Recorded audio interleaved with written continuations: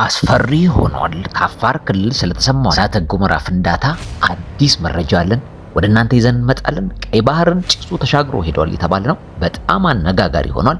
እስከ ላሊበላ ድረስ አዎ ድምፁ ተሰምቷል ተብሏል። ይሄ ትኩረት መሰጠት ያለበትና ሁሉም መስማት ያለበት መረጃ ነው። እንደዚሁም የእስራኤል ጥቃት ዓለምን አነጋገረ። እስራኤል በትላንትናው ዕለት በቤሩት በፈጸመችው የአየር ጥቃት 5 ከፍተኛ የሐማስ ባለስልጣናትን ገላለች።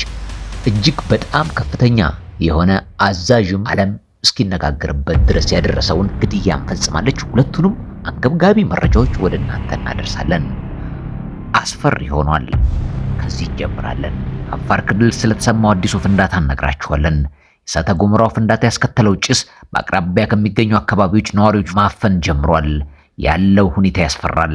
በምስሉ ላይ እንደሚታየው ከእሳተ ገሞራ ውስጥ ሰማዩን የሚሸፍን አመድና አቧራ እየወጣ በአካባቢው ወደሚገኙ የአፍዴራ ከተማና በዙሪያ ያሉ ቀበሌዎች እየደረሰ ነው። የሰመራ ዩኒቨርሲቲ የጂኦሎጂ መምህር ኖራ ያኔሜዋ አካባቢ ነዋሪዎች አጣርተው እንደገለጹልን ከሆነ አመዱ እንደ ድኝ የሚጨስና ለመተንፈስ አስቸጋሪ በመሆኑ እንዲሁም ሌሎች ችግሮችን ሊያስከትል የሚችል ስለሆነ ህብረተሰቡ አፍን፣ አፍንጫና አይንን ለመሸፈን የሚያስችሉ እንደ ፊት ማስክና ሌሎች መከላከያዎችን በመልበስ ተገቢውን ጥንቃቄ እንዲያደርጉ ሲሉ ገልጸዋል። እጅግ በጣም አደገኛ የሆነው ይሄንን ሽታ ብዙዎች ህመም ሊያስከትል ይችላል ሲሉ እየተደመጡ ነው። የአዲስ አበባና ሰመራ ዩኒቨርሲቲዎች እንዲሁም የአፋር ክልል አደጋ ስጋት አመራር ገልጸዋል። የሰመራ ዩኒቨርሲቲ የጂኦሎጂ መምህርና ተመራማሪ መምህር ኖራ ፍንዳታው መከሰቱ እውነት ሆኖ ምንም ጥርጥር የለውም፣ መረጃው ልክ ነው ብለዋል። ከኤርታሌ የሚወጣው ጭስ አፍዴራ እየደረሰ ነው እንደ ደመና ሆኖ ያሉት ተመራማሪው ይህ የአፍዴራ የፍንዳታ ጉዳይ ገና ነው። ከዚህ በፊት ለስራ ሄጄ ባየሁበት መሰረት ስንጥቅ አለ። ከስራ ከተመለስን በኋላም ከኤርታሌ ተነስቶ ከአፍዴራ በስተሰሜን በኩል የሚያልፍ ስንጥቅም አለ ሲሉ ገልጸዋል። በአዲስ አበባ ዩኒቨርሲቲ ጂኦ ፊዚክስ ስፔስ ሳይንስ እና አስትሮሎጂ ኢንስቲትዩት ተመራማሪ ፕሮፌሰር አታላይ አየለ በበኩላቸው ንዝረቱ አለ፣ ግን የተመዘገበ ነገር የለም፣ በመሬት መንቀጥቀጥ ደረጃም ብለዋል። ግን በኤርታሌና በአፍዴራ መካከል ፍንዳታ ያለው ጭስ መሰል ነገር ተሰምተዋል ብለዋል።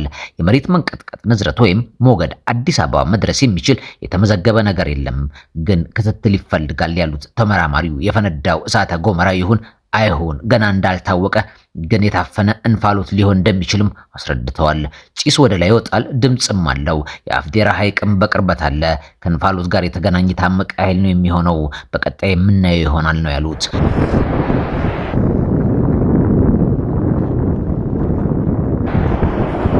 አፋር ክልል አደጋ ስጋት አመራር ኮሚሽን አቶ ማሄ አሊ ኤርታሌ አሁን በአንድ በኩል ፍንዳታም አለው ያሉ መረጃዎችን እያጣራን ነው፣ በህዝቡ ላይ ምን ችግር ያመጣል የሚለውንም እንደዚሁ እየመረመርን ነው እያሉ ነው። ፍንዳታ ካልሆነ በስተቀር እስካሁን ድረስ በህዝቡ የደረሰ ጉዳት የለም ሲሉም ያከሉ ሲሆን ማህበረሰቡ ለአደጋ እንዳይጋለጥ ምን ቅድመ ዝግጅት ስራ ተሰርቷል የሚል ጥያቄ ቀርቦላቸው ካሉት የወረዳ አመራሮች ጋር ሆነን እየተነጋገርን ያለንበት ሁኔታ አለ። ኤርታሌ አካባቢ ያለ ማህበረሰብ ባይኖርም ለግጦሽ መሬት ፍለጋ የሚሄዱ ሰዎች ስለሚኖሩ ወደ ግጦሹ የሄዱ ሰዎች እንዲመለሱ በቅርበት የተከታተል ነው ብሏል። ፍንዳታ አለ፣ ማህበረሰቡ ላይ ያስከተለው ነገር ባይኖርም ለወደፊቱ ምን ያስከትላል የሚለውን መረጃዎችን በቅርበት እየሰራን ነው ሲሉ አክለዋል። ቁልፉን አዛዥ ያጣው ሂዝቦላ። የሊባኖስ ሂዝቦላ ታላቁን ወታደር አዛዥ በእስራኤል ተቀማዋለ። ቤሩት ላይ እስራኤል በሰነዘረችው የአየር ጥቃት ሃይታም አሊ ታባይ መገደላቸው ሂዝቦላ አረጋግጧል። እስራኤል የፈጸመችው ጥቃት ውጥረቱ እንዲባባስ ያደርጋል እንጂ መፍትሄ አያመጣም በሚል ሂዝቦላ ወቅሷል። ዋና አዛዡ በደሃይ የደቡባዊ ቤሩት ህይወታቸውን ካጡ 5 ሰዎች መካከል አንደኛው ናቸው። ታላቁ የጦር አዛዥ ተገለውብኛል ሲል መግለጫ ያወጣው ሂዝቦላ በጦር ክንፍ ውስጥ ታባይ ያላቸውን ማዕረግን በግልጽ አላስቀምጠም። ከዛሬ ዓመት አንስቶ እስራኤል ከገደለቻቸው ቁልፍ አዛዦች መካከል አንደኛው መሆናቸው ግን ሂዝቦላ አልካደም። የእስራኤል የጦር አዛዦችን አጥፍተናቸዋል ባለበት ቅጽበት የጠቅላይ ሚኒስትር ቤንያሚን ኔታንያሁ ቢሮ ቁልፍ አዛዥ የአየር ጥቃቱ ኢላማ ሆነዋል የሚል ሐሳብ ማውጣቱ ይታወሳል። የሂዝቦላ ከፍተኛ ባለስልጣን መሐሙድ ቅማቲ እስራኤል ቀዩን መስመር አልፋለች ሲሉም አስጠንቅቀዋል። የሂዝቦላ አባላት ምላሽ መስጠትን ታሳቢ ያደርጉም ነው ተብሏል። አሜሪካ እሳቸውን ለጠቆመ $5 ሚሊዮን ገንዘብ እሸልማለሁ የሚል ያዘልኝ ትዕዛዝ ደም ባሉት ጊዜያት ማውጣቱ አይዘነጋም። ታባይ ባኖሳዊት እናቱና ከኢራናዊ አባቱ በ1960 ዓመተ ምህረት ነበር የተወለደው። ዘገባው የአልጀዚራ ነው። አዶናይ ይህንን መረጃ በገጹ ላይ ለቋል። የፕሮግራማችን ፍጻሜ ይሄ ቪዲዮ ይሁን። አዶናይ ቦዲጋርድ ይዞ መጣ ብላችሁ ለተናደዳችሁ ሰዎች አንድ ነገር ልነግራችሁ ፈልጋለሁ። የቀን በቀን ውሎዬ ብታቁት like honestly የቀን በቀን ውሎዬ ብታቁትና ብትረዱኝ ይላለው and አንዳንድ ሰው መረዳትም አይፈልግም የሆነ እንከን ለማውጣት የሚጠብቁ ሰዎች አሉ። ለምን እንደሆነ አላውቅም። ለምንድን ነው የወንድማችሁ ውድቀት የምትፈልጉት? አንዳንዶቻችሁ like ምን አድርጌ ነው ገባችሁ አይደለ? ምንም አላረኩኝም እውነት ለመናገር ምንም። ለምንድን ነው anyways ጉረኝነት ከመሰላችሁ እንግዲህ ያው የእናንተ መነጽር ነው። መነጽራችሁ እንግዲህ ላውልቅላችሁ አልችልም። ሁሉም ሰው የየራሱ መነጽር አለው። እነዚህ ቦዲጋርዶች ለምን እንደሚያስፈልጉኝ ልንገራችሁ። አያችሁ ቀን በቀን ውሎዬ በዚህ ቻሪቲ እና ዶኔሽን ምክንያት በጣም ከባድ እየሆነ ነው።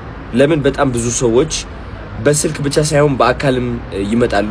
እኔ ደግሞ እንደ አንድ አዶናይ ማለት ነው የምችለውን ያህል ነው ማድረግ የምችለው እንጂ ለሁሉም ሰው መድረስ አልችልም።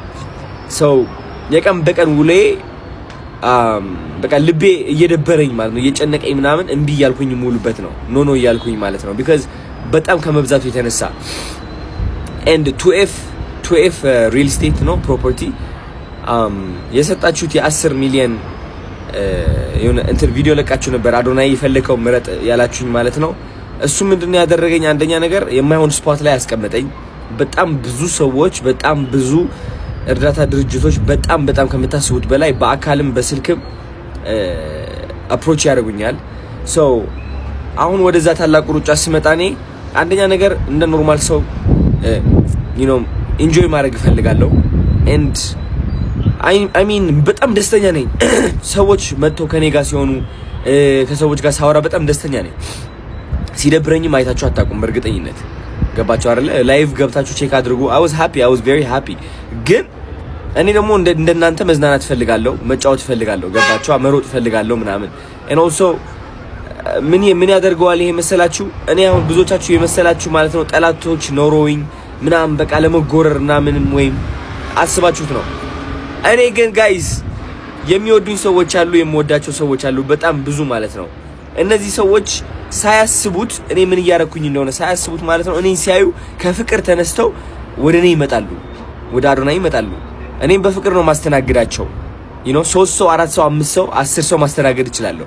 ግን ላይክ በሺዎች የሚገኙበት ቦታ መሀል ላይ ሆኜ ብቻዬን ላይክ እንትን ማለት አልችልም። ገባችሁ? አሁን ያለሁበት ደረጃ ነው እንግዲህ ይሄ ምንም ማድረግ አልችልም ጋይስ፣ ዲናይ ማድረግ አልችልም፣ መካድ አልችልም። ያለሁበት እውነታ ነው ይሄ። እውነታዬ ደግሞ ያው እየታያችሁ ነው እናንተ በግልጽ ማለት ነው። እና አንዳንዶቻችሁ ደግሞ ክቡር ኃይለ ገብረስላሴ የታላቁ ሩጫ አዘጋጅ ማለት ነው ለምን እነሱ ሴኩሪቲ ሳይዙ ለምን አንተ ያዝክ ነው ነገሩ። እንደገና ከሌላ ሰው ጋር ውድድር ውስጥ እያስገቡኝ ነው ሰው። እኔ እኮ መወዳደር አልፈልግም፣ አውጡኝ አልኳችሁ፣ አትሰሙኝም። እኔ መወዳደር አልፈልግም፣ ተውኝ፣ I don't care። ግን ኤኒዌይስ የክቡር ኃይለ ገብረስላሴ ጋርድ ሊኖራቸውም ላይኖራቸውም ይችላል። ግን እነዛ ሯጮች ወይም አትሌቶች ከፊት ነበሩ። ሌላ ነገር በጣም ፈጣኖች ናቸው የሚያዙ አይደለም፣ ገባቸው? ከፊት ግን እነሱ ቀድመው ነው የጀመሩት። እኔ መሀል ነበርኩኝ እና ለሴፍቲም አይ ቲንክ ይህ ማድረግ አለብኝ እንደ አንድ ወጣት እንደ አንድ ስማርት የሆነ ሰው አስቤ ካልኩሌት አድርጌ ኦኬ በስነስርዓት ቪዲዮ ቀርጬ ለህዝብ ማስተላለፍ አለብኝ። አንድ ነገር ስራዬን መስራት አለብኝ። ሁለተኛ ነገር ደግሞ መዝናናት አለብኝ። ሶስተኛ ነገር ደግሞ የምወዳቸውና የሚወዱኝ ሰዎች ህዝብ ሰላም ማለት አለብኝ፣ መቀራረብ አለብኝ። ኦፍ ኮርስ ግን ደግሞ በአንድ ሲሆን ምን ሆናለሁ እኔ አቅሙ አጣለሁ ማለት ነው። ገባችሁ አይደለ? አቅሙን ካጣው ደግሞ አይታወቅም። ጀስት እየተጠነቀቅኩኝ ነው እናቴ ያለችኝ እሱ ነው፣ አባቴ ያለኝ እሱ ነው፣ አብዛኛው የሚወዱኝ ሰዎች ያሉኝም እሱ ነው። ምንም ችግር የለውም ብዬ አስባለሁ። እና ከዚህ የምትማሩት ምንድነው መሰላችሁ? አንደኛ እንከናችሁ ለማውጣት የሚጠብቁ ማአት ሰዎች አሉ። እናንተ ሰዎች አታስፈሩኝም፣ ባይዘው ልንገራችሁ በምንም ተአምር ማለት ነው። ሁለተኛ ነገር ደግሞ ጫማ አታላካኩኝ። ጫማ ተለካካ፣ በዚህ ያረገ ተወዳደረ፣ ያ ሳይዝ አንተ እንደዚህ ሆንክ፣ በዚህ ወጣ፣ በዚህ ገባ፣ ደግሞ ተራ ቲክቶከር ላይ አውጡኝ ከዛ ሁሉ ነገር። እኔ አዶናይ ነኝ፣ ኦኬ ቲክቶከር ነኝ፣ ስም ስጡኝ ከፈለጋችሁ። ዩቲዩበር ነኝ፣ ስም ስጡኝ። የፈለጋችሁ ስም ማውጣት ትችላላችሁ። ግን ጋይስ እኔ እያደረኩት ያለሁት የሚጠቅመኝ ነገር ነውና ልብ ብላችሁ ብታስተውሉ። ሁለቱንም መረጃዎች ወደ እናንተ አድርሰናል። ሰላም ለሀገራችን፣ ሰላም ለምድራችን። ፈጣንና እውነተኛ መረጃዎችን ከሚዲያ ይከታተሉ። ጤና ይስጥልኝ።